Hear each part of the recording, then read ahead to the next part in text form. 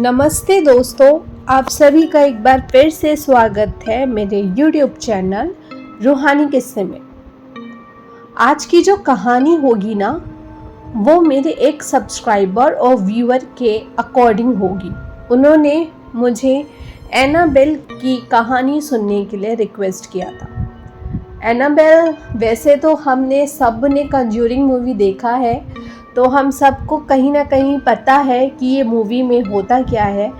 तो मैं एक और ट्विस्ट और टर्न इस कहानी को इंटरेस्टिंग बनाने के लिए एनाबेल डॉल के ऊपर एक कहानी लेकर आई हूँ। तो चलिए बिना किसी देरी कहानी स्टार्ट करते हैं। मगर उसके पहले मैं चीनू की रसोई, जिन्होंने मुझे ये कहानी डिमांड की थी, उनका थैंक करना चाहती हूँ। तो चीनू, आपकी फरमाइश में ये स्टोरी मैं आप सभी के सामने लेकर आ गई हूँ। दक्षिण भारत के एक छोटे से गांव में एक प्राचीन मंदिर के पास एक पुरानी हवेली थी। इस हवेली का नाम था नगर हवेली। गांव वालों का मानना था कि इस हवेली में बुरी आत्माओं का बसेरा है। कई सालों से हवेली खाली पड़ी थी, लेकिन एक दिन एक धनी व्यापारी ने इसे खरीद लिया। वे अपनी पत्नी और बेटी के साथ वहां रहने आया। उसकी बेटी का नाम था अनुष्का, जो लगभग 8 साल की थी। अनुष्का को गुड़ियों से बहुत प्यार था। एक दिन वह अपने पिता के साथ बाजार गई और वहां उसने एक गुड़िया देखी। गुड़िया का नाम था एनाबेल। यह गुड़िया बहुत सुंदर थी, परंतु उसके चेहरे पर एक अजीब सी रहस्यमयी मुस्कान थी। अनुष्का ने जिद की और उसके पिता ने वह गुड़िया उसके लिए खरीद दी। जिस दिन एनाबेल गुड़िया अनुष्का के घर आई, उसी दिन से अजीब घटनाएं होने लगी। रात में हवेली में अजीब सी आवाजें सुनाई देने लगी। कभी कभी अनुष्का के कमरे में हंसने की आवाजें आती थी, जबकि वह सो रही होती थी। एक रात अनुष्का की मां ने देखा कि एनाबेल गुड़िया खुद ब खुद हिल रही है।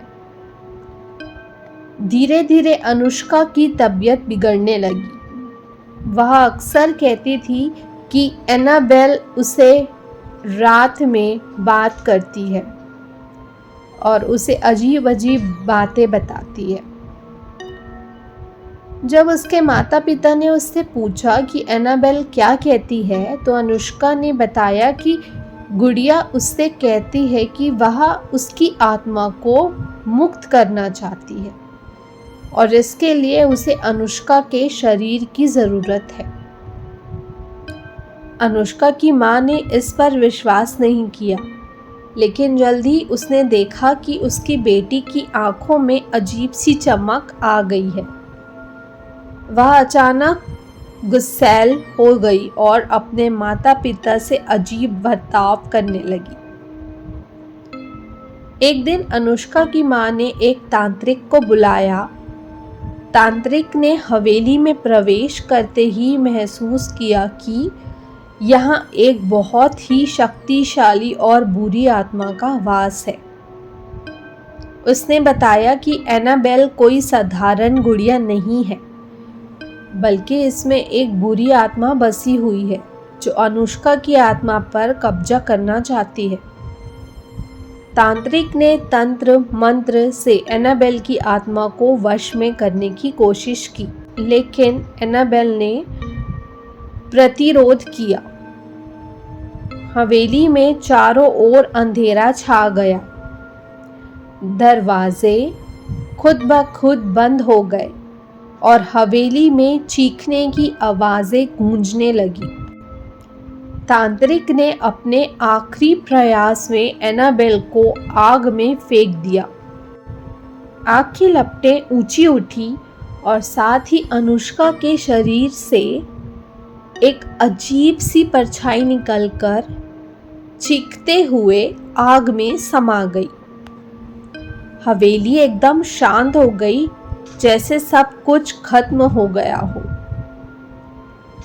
लेकिन जब सबने सोचा कि यह डरावनी कहानी खत्म हो गई है, अनुष्का के कमरे से एनाबेल की हंसी की आवाज फिर से सुनाई दी।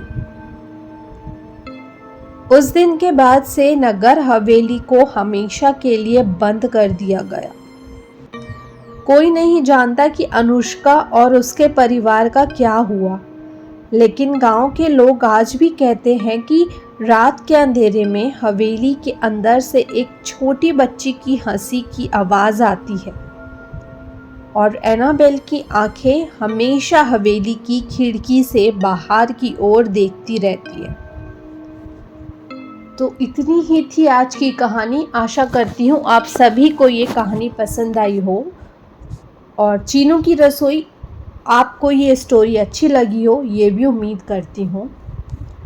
अगर ये कहानी अच्छी लगी हो तो इस कहानी को और इस वीडियो को एक लाइक ज़रूर करें और मेरे चैनल को सब्सक्राइब ज़रूर करें और मुझे और भी कमेंट करें और बताएं कि आप अगली कहानी किस बारे में सुनना चाहते हैं। इसी उम्मीद के साथ कि आप सभी का कमेंट आएगा, मैं आप लोगों से कल फिर से मिलती हूँ एक और किस्से और कहानी लेके जो आप मुझसे डिमांड करेंगे। तो चलिए, तब तक के लिए bye bye, take care and thank you for watching.